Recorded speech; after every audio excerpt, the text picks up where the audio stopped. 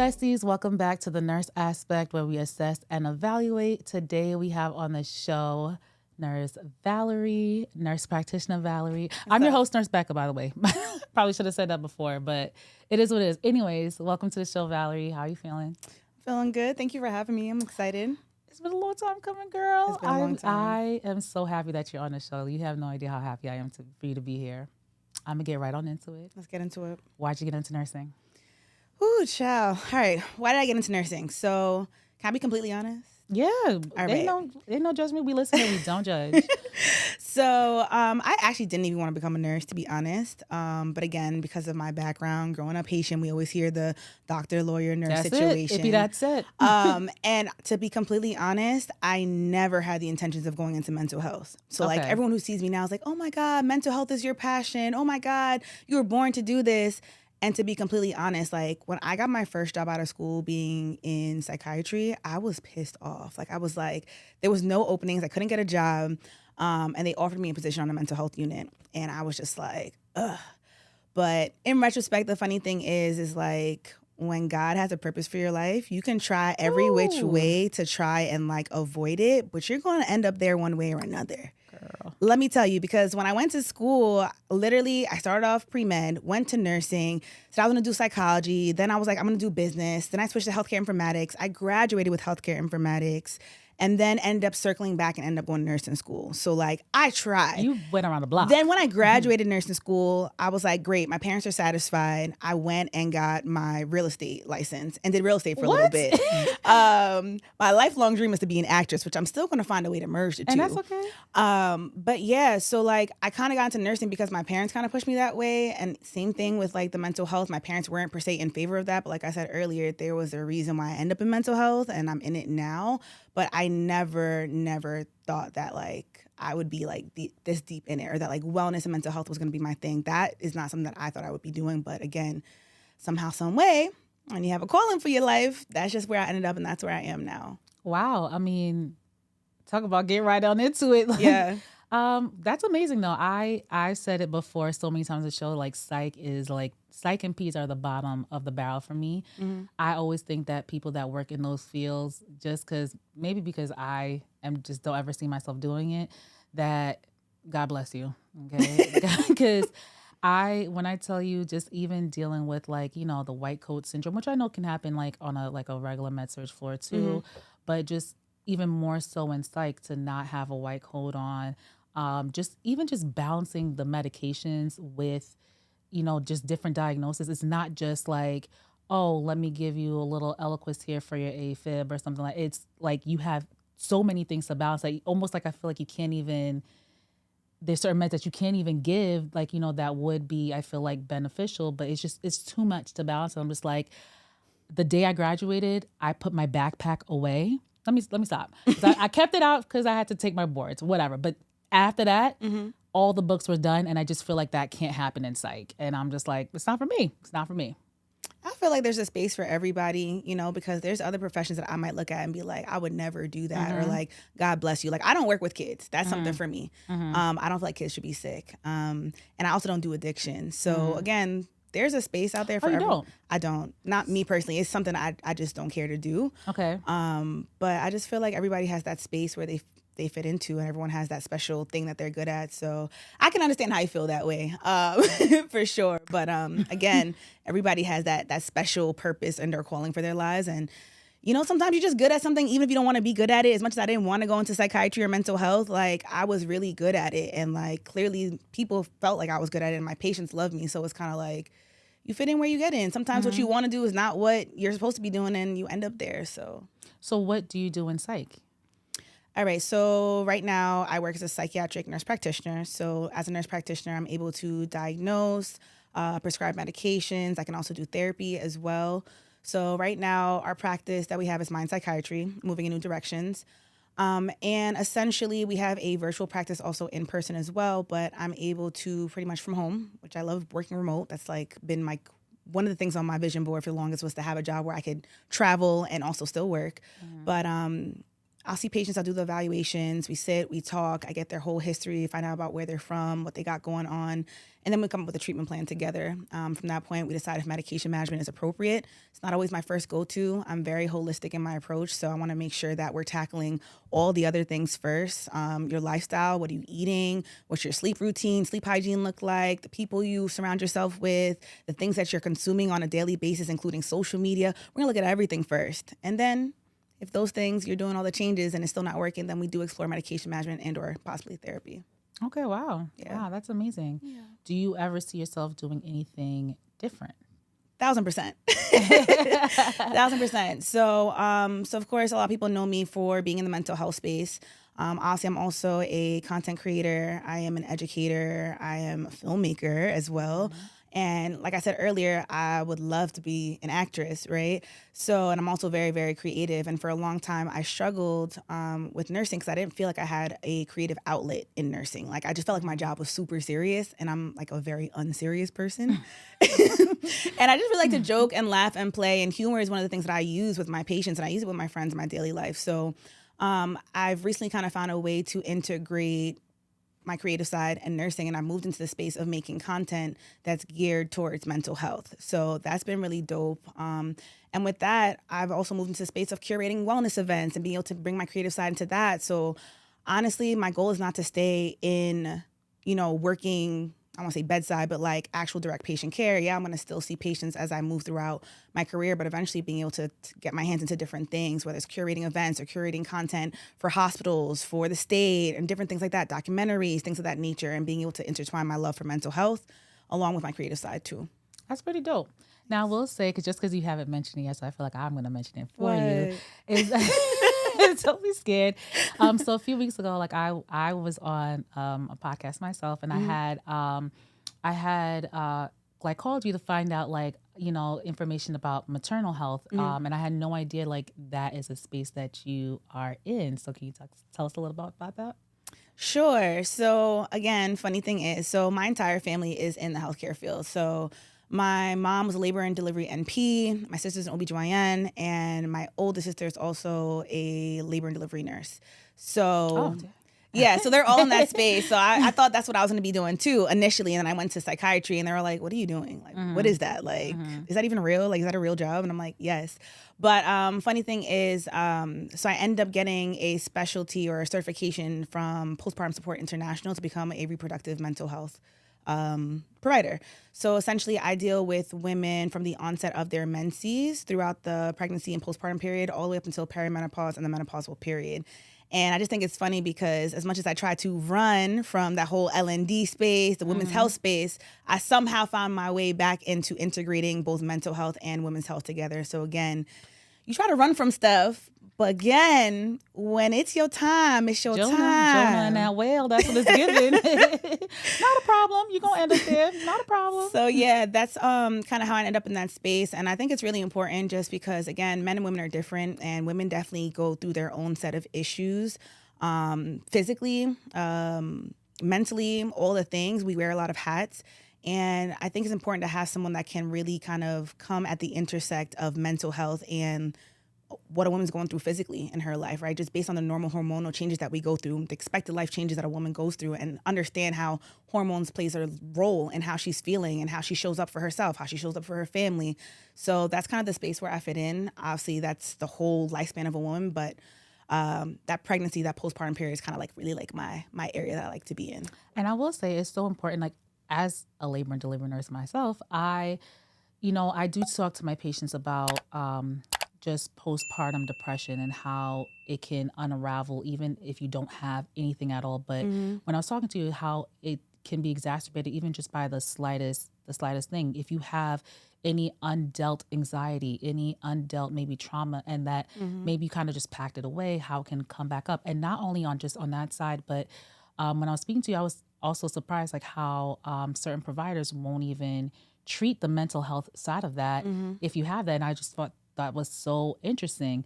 I also learned a lot from you in terms of like they always, yes, there's a disparity with Black women and healthcare in general, but how it also affects just other demographics as well. There's a big issue in terms of like the Asian population, which I didn't even realize. I mean, I'm seeing women on a smaller scale, and I'm one person dealing with, maybe 1 to 2 patients per shift versus to the thousands of women where it can be affected. How, in terms of, you go home and depending on your culture, it might not be appropriate for you to even be able to say, I'm having an issue. So I thought that was important. And even just the stuff that you're working on in the future, which I'm like, I don't know if you want to talk about that or not, how you feeling about that.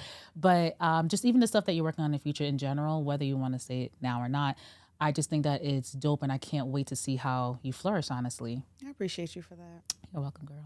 Thank you. You are enough. Ooh. In case y'all don't see it, for the people that's looking on, maybe listen to Spotify, Apple, whatever, her hoodie says you are enough, and she actually is. Okay? I appreciate you. You're welcome. Have you ever, I know you said that you started legit in psych. Like, what was your role? So I've only worked in psych. I've never worked med surg, nothing like that. When I first came out of school, my job, and oddly enough, like I said, I couldn't find a job when I finished school. Like I was applying. And that's how I always stress to like nurses while they're in school. Make sure you build relationships with like your professors, your clinical professors, right? So like after I graduated, I was just sending a regular, hey, Merry Christmas text. And just, I had a little bit of a second underlying agenda to that. But I was saying, Merry Christmas, stuff like that. And one of my professors was like, hey, did you get a job yet? And I was like, no, I've actually been having a really hard time getting a job. And she's like, I can get you an interview. Like, just send me your resume and I'll get you an interview. And I was like, all right. And they were like, well, it's for an inpatient geriatric psych unit. I was like, I don't care. Geriatric psych. Child, listen, I learned a lot. So it was a lot of dementia, a lot of Alzheimer's. And it was right in the heart of Brooklyn. So definitely in an underserved area. So it was a lot going on. The patients were quite complex. But I did that for about 5 years, working bedside. And I tell people a lot of times, I see a lot of nurses wanting to jump from being an RN to an NP or having no psych experience, and then jumping into doing the remote psych as an NP. And I'm like, you got to put a little time in. And I tell them, listen, I served my time getting beat up on the psych floor, okay? Wait, have you ever physically got abused? 1,000%. And that's a whole other conversation just about nurses getting, attacked and abused in general, and not really getting people to really like stand up for them or advocate for them. That's a whole conversation for another day. But no, definitely like that was part of the job. You knew when you went to work that day, like there was a possibility that you might like get hurt. You might get choked out. You might get thrown on the floor. You might get assaulted. That was kind of like part of my day-to-day job. So again, humor is very helpful in those situations because you do deal with a lot of heavy stuff, especially working on that unit, and a lot of stuff like seeing like older people and Alzheimer's and dementia, and that's super sad too. So that was my first job out of school, and I did that for about 5 years. And then after that, I went on to do case management for a psych unit as well. So I did that for another, I think about like 4 years or so. And while I was doing that, I went back to school for my NP and went and got my psych NP. Wow. Yeah. Wow. In terms of like just abuse, because I just know that this is such a hot topic, especially nowadays, where nurses are getting hurt at work. Did you ever feel support from the facility that you were working at, your managers, anything like that? Okay. Honestly, I'll say no. But I will say I feel like there's been way more of a push for like debriefing nowadays. There's been way more of an emphasis on mental health these days and mindfulness and how can we improve the mental health of our workers. So I feel like now there's more of a push for that. But back then, that was like 10 years ago. Ooh, I've been a nurse a little minute now. Got a little skin in the game. No, not really. And I feel like, honestly, you really just had like whatever coworker that you rocked with, like that's might be who you vented to and or like joked about it or debriefed about it. But we didn't really have any formal process. And like I said, there were days where we went through stuff and I have lots of stories. And I mean, if I can get personal on here, I could share a personal story. Girl, that was kind of crazy. But I remember I had this one patient that he had dementia, and we had a really good rapport with each other. And he used to always think I was his wife, so that was kind of like my in with him, where he'd be like, "Oh, honey, whatever," and I'd be able to get him to take his meds, do whatever I needed to do, take a shower. All was good until there was this one day where he was trying to have sex with me, and I was a nurse. And again, because of the dementia and stuff like that, he was a bit on the aggressive side. So it had actually gotten to the point where he was about to sexually assault me. Wow. And it might have only been me in the room by myself for about 2-3 minutes, but for me in that moment, it felt like an hour had passed by, and I was literally screaming out for help, and like it took so long for someone to come. And I was terrified. And me personally, I'm someone who has a sexual abuse history. So for me being in that space, that was like, it's okay. I'm sharing my story because I'm sure there's other people out here that might be hearing this and might be like, damn, I've been through that too.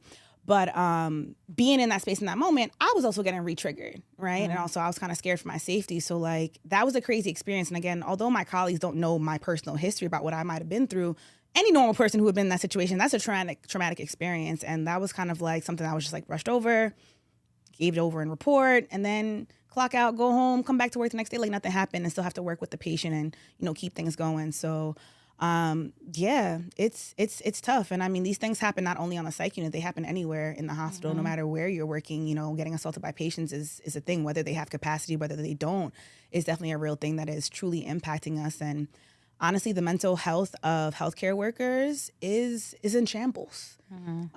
Depression and suicide is through the roof for healthcare workers, and we deal with a lot. We take on a lot. We're dealing with people at the most vulnerable times in their lives. So, yeah, I think we're doing a better job. Back then, when I first started out, no, I don't feel like there was a lot of support, and maybe it's better now. I haven't been bedside in a while, but I feel like we're making strides towards progress in that department. So, what do you like at the time? Did you ever do anything for yourself in terms of like going to therapy or like finding any sort of release or anything like that for your own mental health?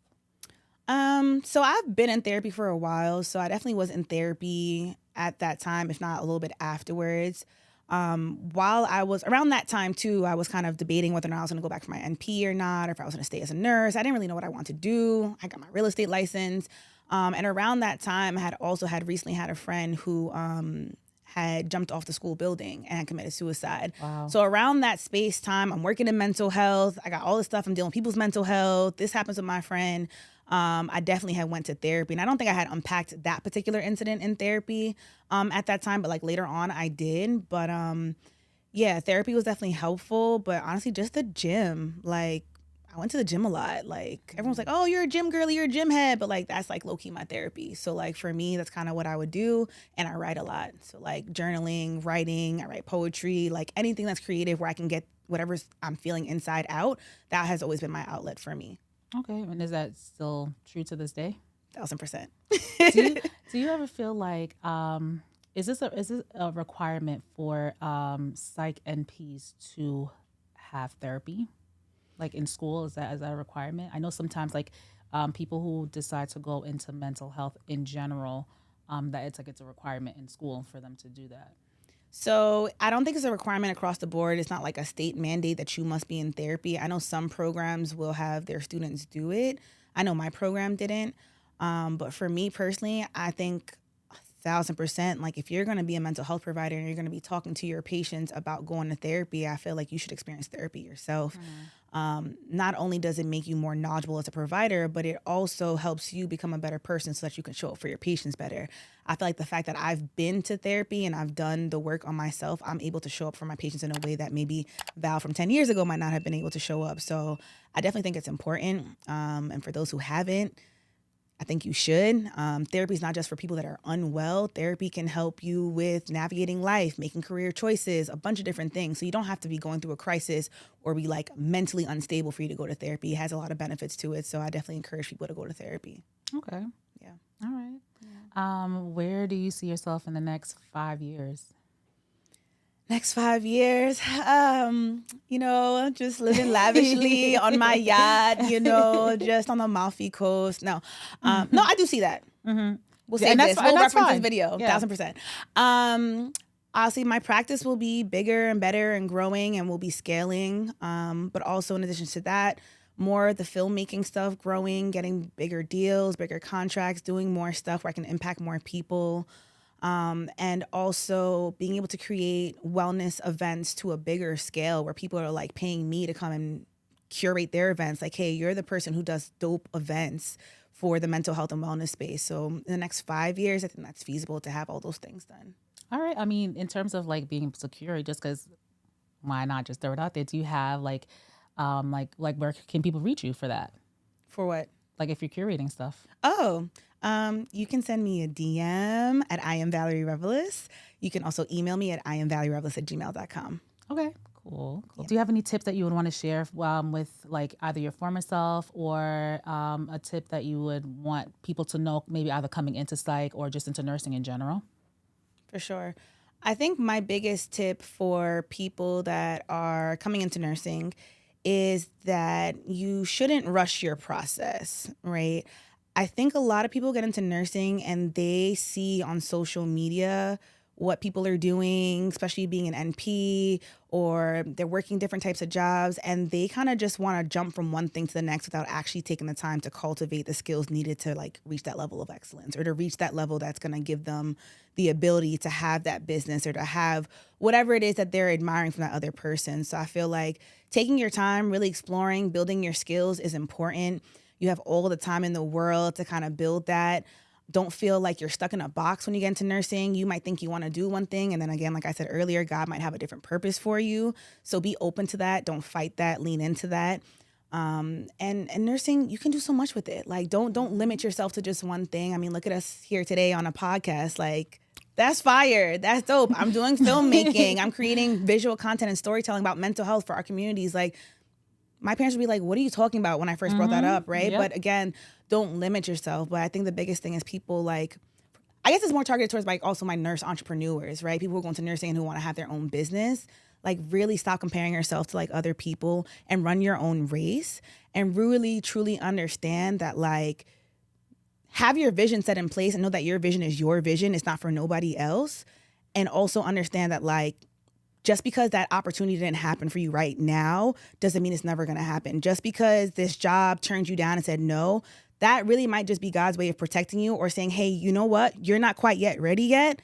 Let me build you. Let me put you through the process. Let me help you sharpen your skills so that when I do give you what it is that I'm going to give you, that you're ready for it and you're able to execute it. So like, don't rush, take your time, and just trust the process.